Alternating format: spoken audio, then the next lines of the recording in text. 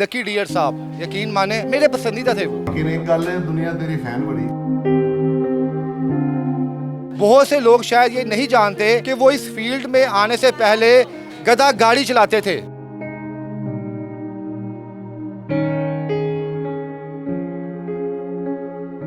और उनकी बेगम साहिबा मंडी से सब्जियां लेके आती और वो बेचती, उससे जो कमाई आती वो लकी डियर को देती, जा अपने ख्वाब पूरे कर।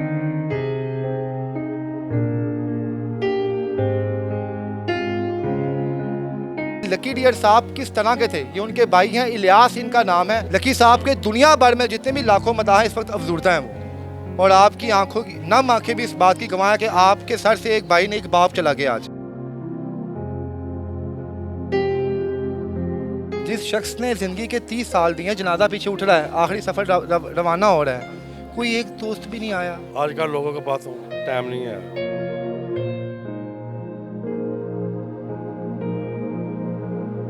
अपने भाई की कमी को कितना महसूस करेंगे आप सर? बहुत ज़्यादा महसूस कर। जी अस्सलाम वालेकुम नाज़रीन, मैं हूं आपका मेज़बान इर्तज़ा भट्ट।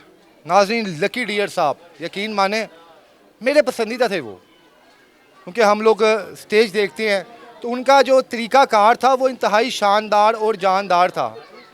आज वो इस दुनिया में नहीं रहे। बहुत से लोग शायद ये नहीं जानते कि वो इस फील्ड में आने से पहले गधा गाड़ी चलाते थे और कई साल उन्होंने गधा गाड़ी चलाई। और उनकी बेगम साहिबा मंडी से सब्जियां लेके आती और वो बेचती, उससे जो कमाई आती वो लकी डियर को देती, जा अपने ख्वाब पूरे कर। तो आज इनसे बात करेंगे कि लकी डियर साहब किस तरह के थे। ये उनके भाई हैं, इलियास इनका नाम है, और ये उनसे छोटे हैं। लकी डियर साहब उम्र में इनसे बड़े थे। क्या वो वाकई एक बाप की तरह भी थे या नहीं थे, और किस तरह और कितनी मुश्किलात उन्होंने देखी, आइए इनसे बात करते हैं। अस्सलाम वालेकुम जी। इलियास साहब, सबसे पहले तो इस दुख की घड़ी में हम आपके साथ हैं। मैं नहीं, लकी साहब के दुनिया भर में जितने भी लाखों मदाह हैं इस वक्त अफजूरदा हैं वो, और आपकी आंखों की नम आंखें भी इस बात की गवाह है कि आपके सर से एक भाई ने एक बाप चला गया। आज लकी साहब की ज़िंदगी के बारे में बताएं। आप लोग कितने बहन भाई हैं टोटल? 6 बहनें 3 भाई। 6 बहनें और 3 भाई थे। लकी डियर साहब सबसे बड़े थे? नहीं, उससे बड़ी एक बहन थी। भाइयों में सबसे बड़े वही थे? हाँ जी। लकी डियर साहब की इब्तदाई ज़िंदगी के बारे में बताएं, क्योंकि बहुत से कम लोग उनकी ज़िंदगी के बारे में जानते हैं। उनका आपका बचपन कैसा गुजरा, कितनी गुर्बत में गुजरा और कितनी मुश्किलात आपने देखी हैं?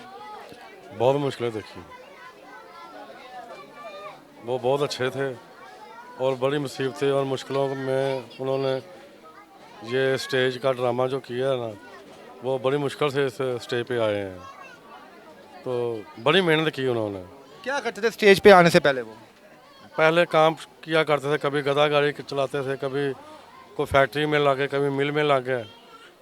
गधा गाड़ी का तो वो अपनी ज़िंदगी में खुद भी बता चुके हैं कि यार मैंने गधा गाड़ी चलाई, और मैं बाकायदा जब गधा गाड़ी चलाता था और तब भी मैं फ़ख्र से चलाता था, डरता नहीं था। 1 बजे तक चलाते थे, उसके बाद वो चले जाते थे ड्रामे पे। अच्छा, जब ड्रामे में उनका आगाज़ हुआ था तब भी वो गधा गाड़ी साथ साथ चलाते थे? हाँ। पहला ड्रामा कैसे मिला और किसने इन्हें ड्रामा इंडस्ट्री में लेके आया? कौन शख्स था वो? उसका मुझे नाम तो नहीं आता। किसी की शादी थी, ठीक है, उस पर उन्होंने डांस किया। लकी डियर साहब। हाँ, तो उधर वो फनकार भी बैठा हुआ था। उसने अपना कार्ड दिया, उसने कहा मुझे मिलो आकर दफ्तर में। फिर वो उससे मिले, उसके बाद वो रोज़ ड्रामे पे जाना शुरू हो गए। ये आपको कोई सन याद है, कब किस सन की बात है ये? हम बहुत छोटे थे उस वक्त। अंदाज़न 30 साल तो हो गए इस बात को। 30-40 साल हो गए, 35 साल हो गए। 35 साल हो गए हैं जब लकी डियर साहब जो है गधा गाड़ी चलाते चलाते अचानक स्टेज की दुनिया पे आए। आपको या आपके बाकी बड़ी बहनों को, आपकी वालदा को, वो उनका पहला ड्रामा याद है जब उन्होंने काम किया था और उनको मोहल्लेदारों से कितना प्यार मिला था? बहुत ज़्यादा प्यार मिला था, बड़ी खुशी हुई थी कि हमारा भी भाई स्टेज पे आया। खुशी हुई थी। हाँ। आपने तो फिर उनका अरूज का वक्त भी देखा होगा कि जब हर तरफ लकी डियर था, लकी डियर था। अरूज के वक्त में क्या माहौल था यहाँ पे? कौन कौन सा सुपरस्टार यहाँ पे आता था? सारे आते थे, मैंने कईयों को देखा मगर मुझे नाम नहीं आता। अच्छा, किस किस ईमानदारी से बताइएगा, सच। मैं कोट अब्दुल मालिक में रहता हूँ। अच्छा, किसी सुपरस्टार को या किसी अदाकार को आपने लकी डियर साहब के कदमों में बैठे हुए देखा हुआ है कि लकी डीयर साहब को अपना उस्ताद कहते हैं, साढ़े उस्ताद हो? हाँ जी, काफ़ी लोगों को कोई देखा। एक दो नाम याद हो? नाम नहीं मुझे याद है। उस वक्त चूड़ियाँ फिल्म आई थी, जी जी। वो मेरे भाई की शादी थी, हाँ, उस जो लक्की से छोटा है, तो वो चूड़ियाँ वाले फनकार सारे आए थे। लकी साहब के इश्क में। हाँ जी। क्या समझते हैं आप भाई हैं उनके, सगे भाई हैं, खून है आप। जिस शख्स ने ज़िंदगी के 30 साल दिए हैं, जनाजा पीछे उठ रहा है, आखिरी सफ़र रवाना हो रहा है, कोई एक दोस्त भी नहीं आया? आएंगे, सब आएंगे। टाइम दिया असर के बाद नमाज का, तो आजकल लोगों के पास टाइम नहीं है।